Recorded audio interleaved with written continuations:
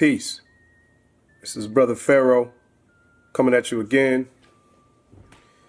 And the contact information is solid, SOLID, mind, MIND, productions @gmail.com. So just like it sounds, solid, mind, productions @gmail.com. We're going to do kind of a dive into Garvey. I wouldn't call it a deep dive, but we're going to look into Marcus Garvey and the UNIA movement, and also expose some things that a lot of people may not quite be ready for on Garvey. So I would say if you are a devout Garveyite, if you are a devout Pan Africanist, this video is not going to be for you. I would just say stop it right now and just keep doing what you're doing, because it's not going to be for you. We're also going to explore in this video if there was serious connections between Garvey and Noble Drew Ali and what those connections may have been. Now, I will start by saying that it is apparent, and we do have the proof, that Noble Drew Ali visited Marcus Garvey in prison. What type of visit that was, we can only speculate. But there's a saying that is common within the Moorish Science Temple circles and even some Garveyites, and that is that Marcus Mosiah Garvey was the forerunner to Noble Drew Ali. Well, according to the dates that we're going to show you, that can't be the truth. We're going to show you when the Canaanite temple was up and running, and we're going to show you when Garvey first set foot in the country. Noble Drew Ali's organization was up and running before Garvey even set foot in North America. We're going to show you that as well. We're also going to show you how the teachings and the philosophies totally contradict each other. So there's some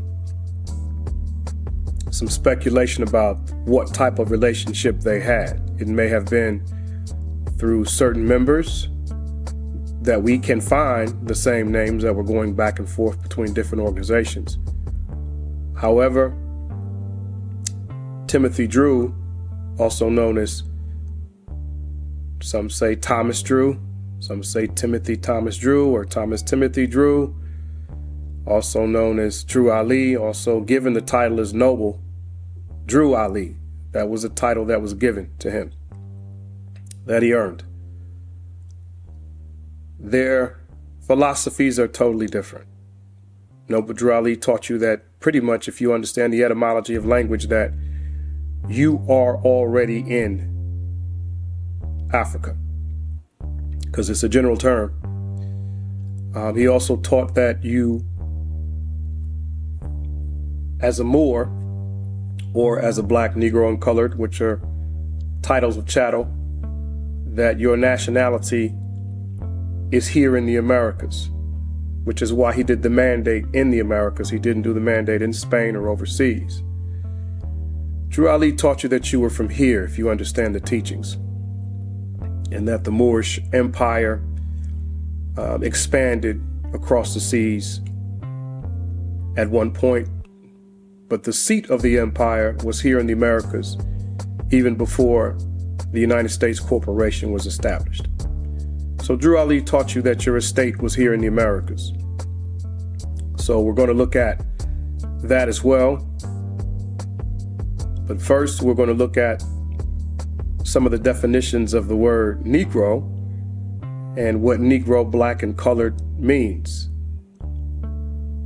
And just keep in mind that when we look at whose organization was first and the other organizations that were sprouting up at the time, and then Garvey's organization being the one to receive the most press, newspapers were distributed everywhere across the country, and within a matter of years of him being in the country, Garvey's name was prominent in almost every state in the Union. So how was that possible within about 2 years? We're going to look into that as well. As well, we're going to look into some of the things people talk about with the Department of Justice investigating Garvey and disrupting the movement. We're going to look at that as well. Show you some things on that as well, that we're going to see that they didn't really come into the picture until later into Garvey's movement, after it had already gained prominence. And you're going to see that they weren't disrupting it, that they were in fact assisting it by helping Garvey getting one of the ships. One of his associates helped Garvey get one of the ships, and he was an agent of the Bureau of Investigation. The gentleman that we call the first black federal agent under Hoover didn't come in until 1922-23 to begin to investigate the UNIA. We'll see that. But let's do a brief introduction into Garvey. Let's just read some information from Britannica here.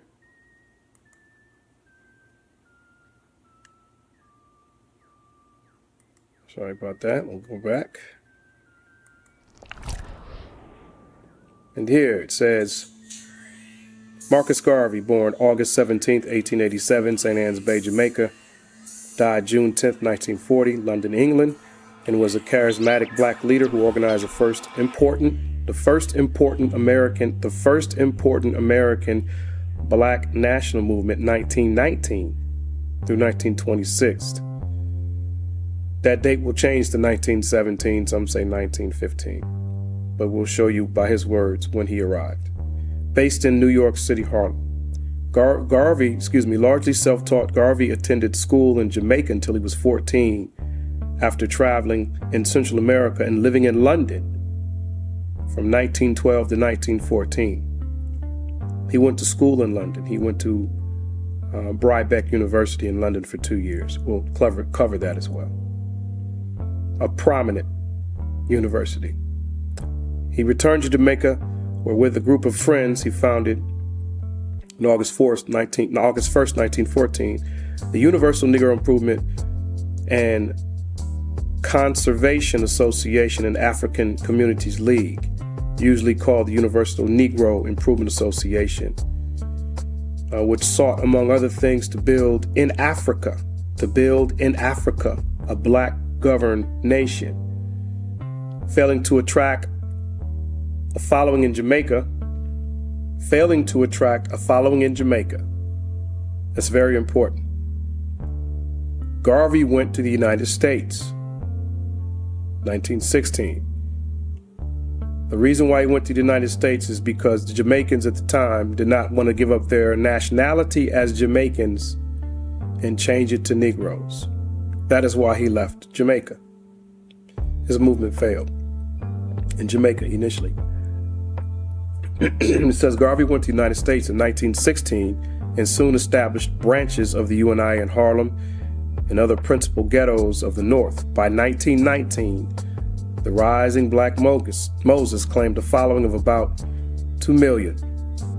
Though the exact number of association members was never clear. From the platform of the association, Liberty Hall in Harlem, he spoke of a new Negro, proud of being black. His newspaper, The Negro World, told of the exploits of heroes of the race and the splendors of African culture. He taught that blacks would be respected only when they were economically strong, and he preached an independent black economy within the framework of white capitalism. To forward these ends, he established the Negro Factories Corporation and the Black Star Line, 1919, as well as a chain of restaurants and grocery stores, laundries, a hotel, and a printing press. A printing press, that's very important, Moors, because that's probably where the association between him and Drew Ali came into play, is the printing press. He reached the height of his power in 1920 when he presided at an international convention in Liberty Hall with delegates present from 25 countries. The affair was climaxed by a parade of 50,000 through the streets of Harlem, led by Garvey in flamboyant array. His slipshod business methods, however, and his doctrine of racial purity and separatism. He even approved of the white racist Ku Klux Klan because it sought to separate the races, and that brought him bitter enemies among established black leaders, including leader A. Philip Randolph and W.E.B. Du Bois, head of the National Association Advancement of Colored People. Garvey's influence declined rapidly when he and other UNIA members were indicted for mail fraud in 1922. 1922 is exactly when the FBI stepped in connection with the sale of stock for the Black Star Line. He served 2 years of a 5-year prison term. 2 years of a 5-year prison term. But in 1927, his sentence was commuted by U.S. President Calvin Coolidge. He was deported as an undesirable alien, and he was never able to revive the movement abroad. He died in virtual obscurity. He died in London. Garvey also never set foot in Africa. So let's get into Garvey. Let's take a look at some of the meanings of the word negro and the word black and colored. We're going to do that in the next clip. That's just an introduction on Garvey. Let's look at these words, negro, black, and colored, next. All right, this is part 2 on Marcus Garvey. And what you see in front of you is the Great Seal of Florida. That's the original Great Seal of Florida. And we see the beautiful sister with a nice knit turban on her head and a palm tree in the back, standing on the land and the ocean and the water. That's the Great Seal of Florida. How come there's not a white man, or what we would call a European in that picture? It's showing you that we were already here, for those of you who pretty much haven't looked into that part of our history and information. It's very much well documented that the Americas is a true old world, and that your so-called, what you would classify as blacks, Negroes, and coloreds are in fact the autochthonous indigenous people of the Americas. We were already here, and thus we have a vast estate in the Americas. And we were already in a lot of other places as well, all over the earth plane. We do not come from one continent. And even what you would classify as Europeans, or if you want to call them white people, they don't come from one specific continent either. But that will be another video for another time. So in continuation with Garvey, I'm going to be reading out of a book that's titled The Select Writings and Speeches of Marcus Garvey. And this is the book right here, The Select Speeches and Writings of Marcus Garvey. And it is by Dover. I believe it's put together by Dover Thrift Editions. So in the edited speeches of Garvey, just going to be reading to you where he went to school. We'll get into that more as well. It says, after travels through Western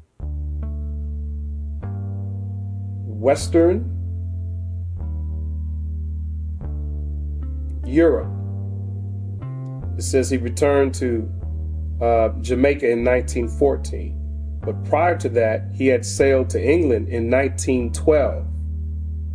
So 1912, he sailed to England to further his education. And it says he took classes at the Brybeck College in London. Brybeck College in London, which is called, I believe, the University of London. It goes on to read, I'm going to skip, this is just the introduction of Garvey. It's in the introduction. But it says in 1919, it says by 1919 he soared to prominence in 1919. and renowned throughout the world for his message of black pride. So this message somehow went from just Harlem all of a sudden all over the world within just a few years. Just a few years. It goes on to say, this is also in the introduction of the same book. It talks about because of colonial Africa's fear and mistrust of Garvey. Once again, because of colonial Africa's fear, blaming it on the colonists, but once again, because of the colonial Africa's fear and mistrust of Garvey. However, he was never allowed into a single African country. He also introduced the flag of the red, black, and green. I've read before, people have said it's an ancient flag, but it's not an ancient flag. It was introduced by Garvey. That's not the flag of Kenya. Kenya's flag is a little different. The red, black, and green flag came from Marcus Garvey. In early 1921, he sent the UNIA delegation to Liberia, West Africa, to negotiate the establishment of a UNIA community there. So in 1921. Now, why Liberia? Out of all the nations, why Liberia? You can also get a book. It's called The Colonizational Movement of Africa, and it talks about the establishment of Monrovia in Liberia under President Monroe when they were trying to get a colony. As a matter of fact, I believe one of the politicians, a noted politician, John Quincy Adams, basically calls them out by saying all they're trying to do is set up a colony in Africa to get their hands in the resources that were available in Liberia. So it was just a ploy to get their hands into Liberia. But then again, we see another movement coming later under Garvey, once again, to get into Liberia. What was it about Liberia? Without making this video too long, you can do a good research on what's called the origins of the Firestone Tire Company and their plans to get their hands into Liberia, which was initially okayed and negotiated by W.E.B. Du Bois with the Firestone Company because of rubber trees. But the rubber tree also is not indigenous to Liberia, it's indigenous to South America. They had begun to move the rubber tree seeds into Africa because of the soil. But the rubber trees are actually indigenous to South Americans. So look that up regards to the Firestone Company and see how they were able to get into Liberia and get their plants in there and pretty much just initiate slavery is what the Firestone Company did. But W.E.B. Du Bois helped negotiate that. Later on, he writes about it. He apologizes and said he wished he never did it. But I think he kind of knew what was going to happen. That's a corporation, United States corporation. Usually once they get their hands in someplace, you know what they're going to do to the people. And they overwhelmingly initiated slavery in Liberia. So look up the Firestone Company, the origins, look up Firestone Company's connections to Liberia. There's YouTube videos out there you can watch. There's documents you can read. And the only way they were able to get in Liberia is because there was Garveyites there. It was Garveyites that made it there. And that's another story. But let's continue to read from the excerpts. It says, it goes on to say, not surprisingly, writes Tony Martin, such fierce, unswerving loyalty was often branded fanaticism by Garvey's critics and enemies. So they did not hesitate to describe the style of leadership existing within the Garvey Provisional African Nation as fascist. These accusations were helped along by a strain of violence that seemed to run often implicated in the violent confrontations with rival persons and groups. So that is just some basic information from the excerpts of Garvey. So with that, we're going to continue on. Make sure you remember some of what I just read here. Keep it in mind as we go through the video on Garvey. So now we'll take a look at some other meanings of words. Part 3 of Garvey. We're just going to keep it rolling. We have a lot of information to cover. So according to all true and divine records of the human race, there is no Negro, black, or colored race attached to the human family. The reality of why legally or lawfully black lives don't matter is because the terms Negro, black, colored, African American are synonyms in the American legal system. Nobody is a black person until they come to the Americas. No one is classified as black until they come here. And we do that to other nations.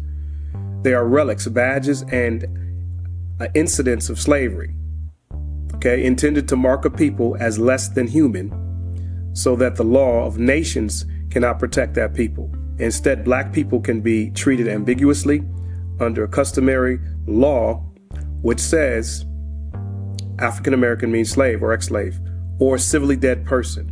This explains the inconsistency or inconsistent application of justice that the African American experience, Negro, black, colored experience.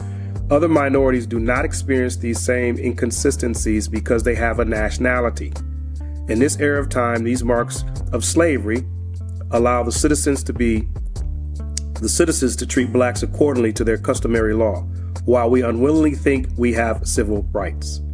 And civil rights is something that was given so it can be taken.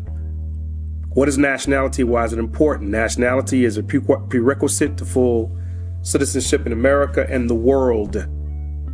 Governments make it a prerequisite to citizenship because nationality instills quality and character into the individual. The quality and the character of a nation, black, Negro, and colored are not nations. The character of a nation arises from its historical continuity, accomplishments, culture, and divine principles. As a result, nationality creates a spirit of allegiance to one another that cannot be obtained with badges of slavery, which denote inferiority, hate, suspicion, criminality, and lack. You ever notice why every time they bring up somebody in our history, you read the books, they always got to put an ex-slave. He bought his way out of slavery. She bought her way out of slavery. They have put that brand on a nation of people that were probably never even really slaves. And that's another video for another time. Free national names are how true American citizens are known, respected, and trusted in society. The term African American is still largely equivalent to black and Negro. Universal Negro Improvement Association. Black and Negro, that is why black African American is the only racial category legally defined as not being an original people. And we know that African American was coined by Jesse Jackson in like 1987. He came up with that. See Federal Form SF 181. Black African American is the only racial category legally defined as not being an original people. Fortunately, under United States federal law, racial designations may not be changed at will. You may correct your status on the 2020 United States Census held every 10 years. Nationality ties us to our forefathers and heritage. There's no Negro heritage, there's no black heritage, there's no African American heritage, there's no colored heritage. It ties us to our forefathers' heritage, culture, land. There's no black land, no Negro land, no colored land, and historical contributions to world progress. It provides a historical basis for collaboration among its members that is based upon moral, spiritual, social, and economic expectations, otherwise known as free national standards. Okay? White, W-I-G-H-T, has a different meaning. And W-H-I-T is also a status. You can look those up in law. Let's continue with some other definitions. Let's look at January 1455. And you can look this up on the Roman Pope of Catholic Church, Pope Nicholas, issued a papal bull titled Romans Pontifex, in which he authorized the Portuguese to subject to servitude and all infidel peoples. In another papal bull, Kateri issued on March 13, 1456, Pope Nicholas granted to Prince Henry Prince Henry the Navigator. Okay, these are not white people. Prince Henry the Moor.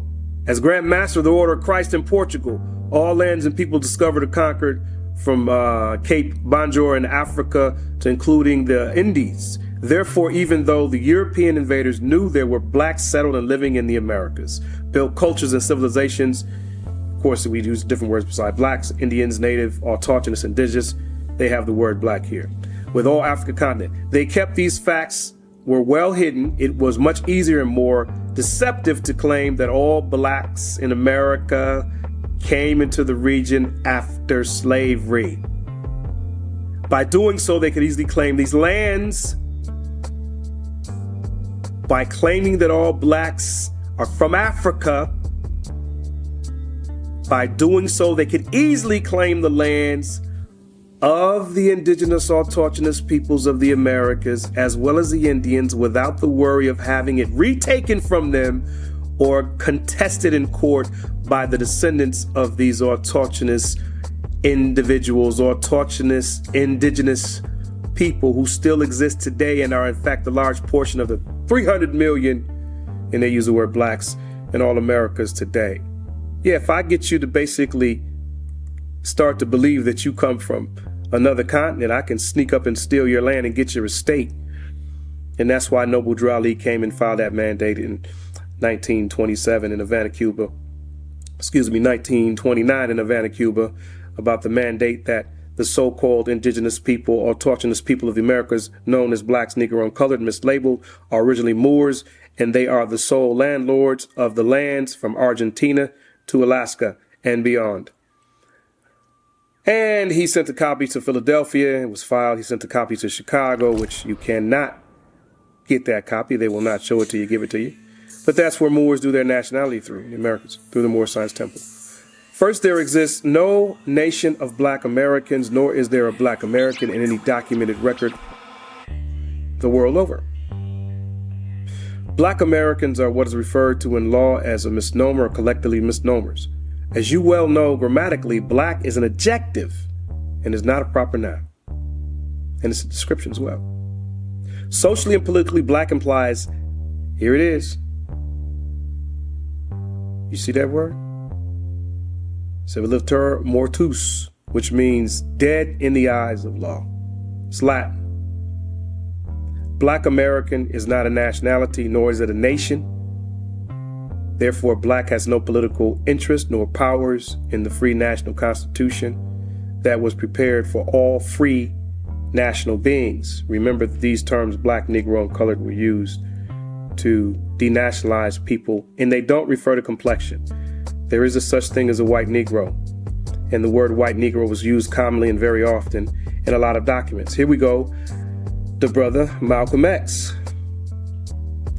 People wonder what the real beef was at the time between brother Malcolm X. Well, Malcolm X found out who the teachers were of Elijah Muhammad and Master Farad and why they were not teaching the same. That's one of the beefs. Quiet as it's kept. It had nothing to do with the young women of Elijah Muhammad. It had nothing to do with that. It had to do with the information that was being withheld from the public that a lot of people at the time had, and they were not teaching. As a matter of fact, they were teaching just the opposite. So here we go right here. You see the picture? Negro, subhuman, 3/5 chattel. You see that in the corner right here where it says chattel. This is actual pictures. They ain't nobody wrote nothing in here. This is a real picture. You see where it says necro, necropolis, necro corpse. The Universal Negro Improvement Association. Negro, Negro, Negro, Negro. From my brother Malcolm X. And here we go. I read that one to you. Here's, let me show you what Pleckler did. There's a lot of people out there that handle Mr. Prickler. The law cited by Pleckler on Indian status, the Virginia Bureau of Vital Statistics acts in strict accordance with the law classifying so-called Virginia Indians as Negroes. We just read why they wanted to classify everybody as blacks, right, at a certain time because they could get their goddamn land. And, Dr. W.A. Pleckler, State Registrar of Vital Statistics, declared today. It goes on to say, to skip down. Mr. Coates accused the Register of acting on pure prejudice and classifying pure prejudice, and classifying the Pamunkey Indians as mulattoes and branding them as Negro. See, they had a nationality. They were Pamunkey. The Pamunkey Nation is attached to a landmass. They have a flag, they have a language, they have a culture, and they have a territory within what's called the Americans. They had a nationality as Pamunkeys. Now let's just change them to mulattoes, and then let's just call them Negroes. Let's say they're from Africa. Now these are all dark-skinned people, by the way. All right? So let's just remember that. You think that that's not important? Why they want to keep calling you an ex-slave or descendants of slaves? Why they want to keep saying you're from Africa? It had to do with land. Some of these people who were doing this looked just like us, but they were from other places. It had to do with gaining your estate. Where does gold and silver come from? Where do the minerals come from? Where does water come from? Where does food come from? It all comes from the land, and fertile territory is very important. It always has been. So therefore, that's a little bit on Negro as we dive into Marcus Garvey. Part 4 of Garvey as we continue. Some more information on the word Negro and black. The writer of this newsletter was born at the Med in Memphis, listed as Negro on his birth certificate, and later reclassified as black, then ultimately reclassified as African American, which is a 14th Amendment citizen, and now made property of the United States Presidential Executive Order 13037. That's the United States Presidential Executive Order 13037, signed by the president that you called the first black president before Obama, signed by Bill Clinton. And the Clinton family is probably one of the most corrupt families that's ever held office in D.C. Bill Clinton. The term African American is a federal government term describing property, not a race of people. Property has no race classification. Property has no human rights. That's why the Civil Rights Act Amendment, they get together every few years and decide if they're going to continue to give you more rights because you don't have them by law. Example, Trayvon Martin was considered property owned by the United States of America. He had no human rights. So we can continue to skip down to the bottom here. Dark-skinned indigenous people who the Spanish invaders called Indus. It was actually Indos, or Indus is what they call them. Unfortunately, because they were dark. The United States legally unlawfully classed each as Negro. According to the United States Department of Interior agent Walter Pleckler, there he is again, and government historian Jack Forbes, the Negro today are descendants of those people refers to as the Chata, which is a Choctaw, Chickasaw. These are all nationalities, by the way. Okay, Houma, Chickamauga, Creek, which is also the Greeks. The ancient Greeks is the Creeks. Yamasee, that's another very important word, because that word Yamasee, and that word is the word Amaraki. Yamakri is also America. Yamasees. Seminole, Washita, the Washita dug down the Million Moorish Nation, the Blackfoot, the Shawnee, the Shoshone, and many other tribes. So there's some information to you on the titles of nationality in tribes that you were called before you were reclassified as Negro, blacks, and colored. And those original titles like Choctaw, the whole nine, Cherokee, Chickamauga, Narragansett, on and on, Powhatan, Creek. These are all titles and names of nations of people that had territory, they had laws, they all had flags, a language, and a culture. And some of that also refers back to what you would call spiritual practices and everything else. So if you think that Negro is just used to refer to whites, I'm going to play something for you that was said by this guy by the name of Trotsky. Ran with Lenin and all them cats, all those communist, socialist, Marxist, Satanists MF. He said, "We must turn Russia into a desert populated by white Negroes, upon whom we shall impose a tyranny such as the most terrible Eastern despots never dreamt of." So you heard when he just said we must turn Russia into a population of white Negroes. Because Negroes are status. Negroes are status. It has nothing to do with complexion. It's a status. Anybody can be Negro. That term white Negro is actually a very old word. That was Trotsky that said that. So don't try and think that this is something that somebody made up recently or it's it's being it's backdated or something like that. And you can find that on a video on BITCUHTE. That's the platform, BITCHUTE, BitChute. The name of the video is called Red Terror and Holodomor, the Real Holocaust. Red Terror and the Real Holocaust. Look that up on BitChute, and you will hear him clearly use the word white Negroes. So just letting you know that is still a status, people. That once again, it has nothing to do with complexion. Anyone can be classified as that. As a matter of fact, there's been times when it's been used to classify many different peoples, to denationalize them to gain their estates and get their land and territory. So we're going to keep going on Garvey. So strap up.